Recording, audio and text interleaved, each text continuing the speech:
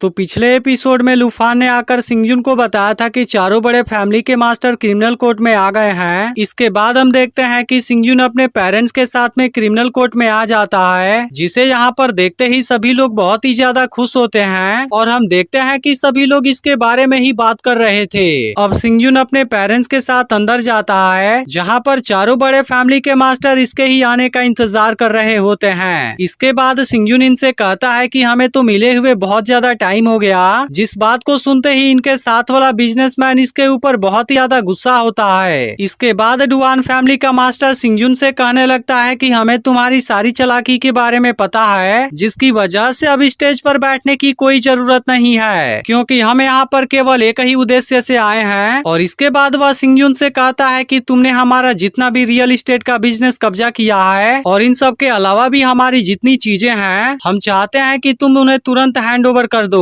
अब इसकी यह बात सुनकर सिंगजुन कहता है कि तुम्हारी चीज। तभी टियानजी कहने लगता है कि स्टार वैली सेक्ट की विरासत हजारों सालों से चली आ रही है और जब से यहाँ के साम्राज्य, इसके क्लैन और पांचों बड़े फैमिली को इस्टेब्लिश किया गया था, यह क्लैन सिस्टम भी तभी से चलता आ रहा है और इतने समय से इसे पांचों बड़े फैमिली ही मैनेज करते आ रहे थे, जिसकी वजह से 18 एंशिएंट सिटीज के हर एक चीज पर हमारी ही फैमिली का अधिकार है। इसके अलावा टियानजी कहता है कि इसे लिजोंग बुक में भी लिखा गया है। तभी इसी वक्त मो फैमिली का मास्टर भी गुस्सा होने लगता है और कहने लगता है कि ब्लडी वॉर के बाद 18 एंशिएंट सिटीज को पांचों बड़े फैमिली के टॉप मैनेजमेंट ने बचाया था, लेकिन फिर तुमने मौका पाते ही 18 एंशिएंट सिटीज को अपने कंट्रोल में लेने का कोशिश किया और इसके अलावा तुमने तो 18 एंशिएंट सिटीज को छोटे छोटे टुकड़ों में भी बांट दिया। इसके बाद एक दूसरा मास्टर कहने लगता है कि क्वीन के बॉडी में भी हमारी ही फैमिली का खून बह रहा है, लेकिन इन सब के बावजूद भी वो ऐसी हरकतें कर रही है। इसी के साथ वो धमकी देने लगता है कि अब केवल हम अपनी चीज वापस ही नहीं लेंगे, बल्कि हम तुमसे तुम्हारा अधिकार और स्टेटस भी वापस छीन लेंगे। इसके बाद वो कहता है कि स्टार वैली सेक्ट के एंसेस्टर का सोल ही केवल इसके लिए काबिल है। अब इतना कहने के बाद ये चारों अपने एंसेस्टर को रिस्पेक्ट देने के लिए अपना सिर झुका देते हैं, लेकिन अब यह देखते ही सभी लोग बात करने लगते हैं कि ये चारों मास्टर तो फिर से सब कुछ वापस लेना चाहते हैं और इसके अलावा ये सभी बिजनेस पावर को भी वापस लेने वाले हैं, जिसकी वजह से हमने जितने भी स्नैक्स और रिसोर्स को चुकाया है वह सभी वेस्ट हो जाएगा। तभी इसमें से कुछ लोग बात करने लगते हैं कि वो चारों मास्टर केवल इतना ही नहीं करना चाहते हैं, बल्कि वो तो सिंगजुन के अधिकार और स्टेटस को भी छीनना चाहते हैं। यह सुनकर इनमें से एक आदमी कहता है कि उन चारों मास्टर ने अभी कहा कि अगर कोई भी एंसेस्ट्रल रूल को ट्रिगर करता है तब इसकी वजह से उसे स्टार वैली सेक्ट से निकाल दिया जाएगा। इसके बाद डुआन फैमिली का मास्टर सिंगजुन से कहने लगता है कि तुम अपने पावर और स्टेटस को खुद ही छोड़ दो।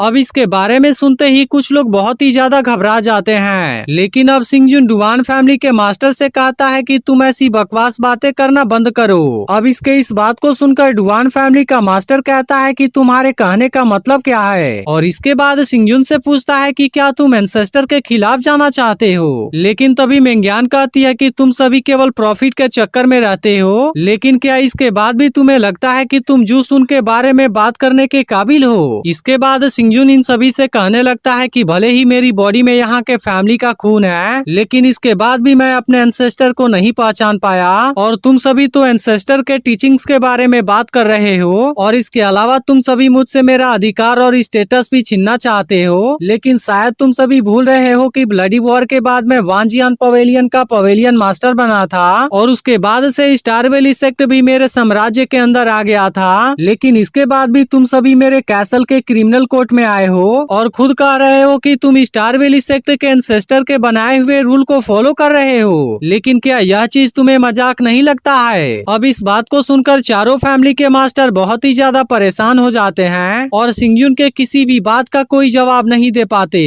इसके बाद सिंगजुन कहने लगता है कि यह दुनिया वांजियान पवेलियन की दुनिया है, इसलिए यह दुनिया पूरी दुनिया की है, तुम्हारे चारों बड़े फैमिली की नहीं। अब इसके इस बात को सुनते ही डुआन फैमिली का मास्टर और भी ज्यादा गुस्सा हो जाता है, लेकिन इसी वक्त यहाँ के लोग सिंगजुन को सपोर्ट करना शुरू कर देते हैं और कहने लगते हैं कि पवेलियन मास्टर सिंगजुन की बात बिल्कुल सही है और यह 18 एंशिएंट सिटीज अब हम सब की है। इसके अलावा ये लोग चारों बड़े फैमिली को कहने लगते हैं कि तुम सभी केवल पावर को पाना चाहते हो, जिसकी वजह से तुम सभी को तुरंत ही यहाँ से निकल जाना चाहिए, क्योंकि पवेलियन मास्टर सिंगजुन ने केवल 15 दिनों के लिए यहाँ का कंट्रोल अपने हाथों में लिया था और केवल इतने ही दिनों में 18 एंशिएंट सिटीज फिर से ग्रो करने लगा है। लेकिन अगर यहाँ का कंट्रोल फिर से तुम सभी के हाथों में आ गया तब उसके बाद यहाँ की कंडीशन फिर से पहले के जैसी हो जाएगी। इसके बाद सभी लोग चारों मास्टर से कहने लगते हैं कि भले ही 18 एंशिएंट सिटीज डलाउ गोल्डन सेक्टर के हाथों बर्बाद हो जाए, लेकिन इन सब के बाद भी हम वांजियान पवेलियन के साथ में खड़े रहना चाहते हैं, क्योंकि यह चीज यहाँ के लोगों के लिए बहुत ही ज्यादा जरूरी है। इसके बाद सभी लोग एक साथ कहने लगते हैं कि पवेलियन मास्टर सिंगयुन हमारे दिलों में है, और इसी के साथ ये लोग सिंगयुन के लिए जयकार भी लगाने लगते हैं, जबकि पांचों बड़े फैमिली के लोगों को तुरंत यहाँ से चले जाने के लिए कहते हैं। अब इन सभी बातों की वजह से डुआन फैमिली का मास्टर और ज्यादा गुस्सा हो जाता है और सिंगयुन से कहने लगता है कि तुम तो बहुत ही निर्दयी हो। तब इसके इस बात पर सिंगयुन मुस्कुराते हुए कहता है कि तुम सभी ने सब कुछ अपने आप से सीखा है, और इसके अलावा तुम सभी ने ही मेरे साथ में चालाकी करने की कोशिश की थी, जो कि तुम सभी की सबसे बड़ी गलती है। इसलिए अब से हो सके तो तुम सभी मेरे साथ में कोई भी चालाकी करने की कोशिश मत करना, नहीं तो फिर इसकी वजह से तुम सभी को बहुत ही ज्यादा पछताना पड़ेगा। तभी इसी वक्त मो फैमिली का मास्टर भी सिंगयुन के ऊपर गुस्सा हो जाता है और उससे कहने लगता है कि भले ही तुम्हारे पास में लोगों का सपोर्ट है, लेकिन फिर भी 18 एंशिएंट सिटीज की सिचुएशन बहुत ही ज्यादा कॉम्प्लेक्स है, जिसकी वजह से तुम जैसे बच्चे के द्वारा इसे कंट्रोल कर पाना बहुत ही ज्यादा मुश्किल है। और अगर 18 एंशिएंट सिटीज ज्यादा समय तक तुम्हारे कंट्रोल में रहा तब केवल कुछ ही समय के बाद यह पूरी तरह से बर्बाद हो जाएगा। इसके बाद डुआन फैमिली का मास्टर यहाँ के लोगों को समझाने लगता है कि सिंगयुन ने तुम सभी से जो भी कहा है वह केवल उसकी चालाकी है, और ऐसा करके वह तुम सभी का सपोर्ट लेना चाहता है। इसके बाद टियानजी इनसे कहने लगता है कि सिंगयुन की एज अभी केवल 20 साल की है, इसलिए वह 18 एंशिएंट सिटीज के जिम्मेदारियों को अच्छे से नहीं संभाल पाएगा, क्योंकि इसके लिए हम जैसे एक्सपीरियंस लोगों का होना बहुत ही ज्यादा जरूरी है, जिसके बाद ही 18 एंशिएंट सिटीज को अच्छे तरीके से मैनेज किया जा सकता है। इसके बाद एक दूसरा मास्टर कहने लगता है कि हमारी बॉडी में पांचों बड़े फैमिली का खून है, और इसलिए वह इन सभी से कहता है कि मैं तुम्हें से किसी को भी हर्ट नहीं करूंगा,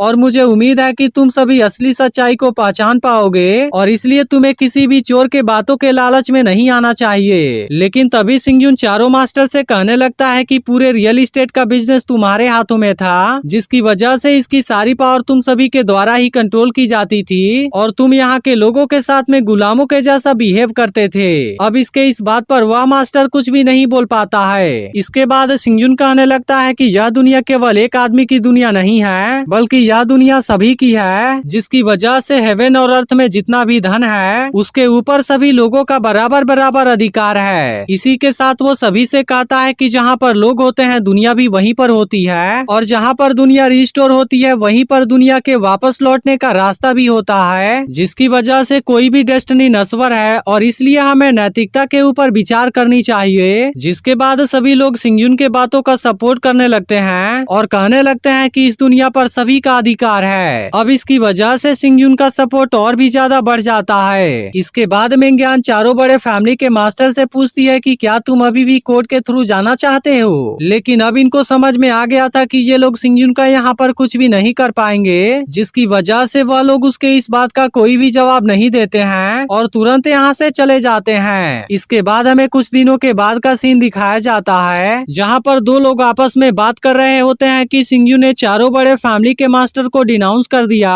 और इसलिए मानना पड़ेगा कि सच में उसके पास में बहुत ही ज्यादा टैलेंट है। तब इसके इस बात पर दूसरा आदमी कहता है कि मैं अपने पूरे जिंदगी सिंगयुन का सपोर्ट करूंगा, और इसके अलावा मैं वांजियान पवेलियन के साथ में कभी भी गद्दारी नहीं करूंगा। इसके बाद हम चारों बड़े फैमिली के मास्टर को आपस में बात करते हुए देखते हैं, जहाँ पर डुआन फैमिली का मास्टर कहने लगता है कि केवल 1 महीने के अंदर ही सभी लोग सिंगयुन को सपोर्ट करने लगे, और इसके अलावा हमारा फैमिली सिस्टम तो पूरी तरह से गायब हो गया, जिसके बारे में हमने तो सोचा तक भी नहीं था। लेकिन इनके बातों से पता चलता है कि असल में ये लोग अभी भी सिंगयुन के खिलाफ कोई साजिश करना चाहते हैं, और इसी के बारे में बात करने के लिए ये लोग आज यहाँ पर इकट्ठा हुए थे। लेकिन असल में अब यहाँ की सिचुएशन पूरी तरह से बदल गई थी, जिसकी वजह से मो फैमिली के मास्टर को लगता है कि अब ये लोग इसके बारे में कुछ भी नहीं कर पाएंगे। लेकिन तभी डुआन फैमिली का मास्टर कहता है कि यह चीज भले ही कठिन है, लेकिन ऐसा भी नहीं है कि हमारे पास में कोई भी उम्मीद नहीं बची है। अब इसकी यह बात सुनते ही सभी लोग एक दूसरे की तरफ देखने लगते हैं, क्योंकि अभी इनको समझ में नहीं आ रहा था कि आखिर वो किस बारे में बात कर रहा है। जिसके बाद डुआन फैमिली का मास्टर इनसे बताता है कि अभी भी हमारे पास में आखिरी होल कार्ड बचा हुआ है, जिसकी वजह से इसका इस्तेमाल करके हम अपनी पूरी बाजी को पलट सकते हैं। और इसी के साथ यह एपिसोड यहीं पर एंड हो जाता है। तो अगर वीडियो अच्छी लगी हो तो इस पर 12,000 लाइक कंप्लीट करवा देना। लेकिन अगर आपने इसके पिछले एपिसोड को मिस कर दिया हो तो लेफ्ट वाली वीडियो जरूर देख लेना और कमेंट करके बताना कि मेरा यह एक्सप्लेनेशन आपको कैसा लगा।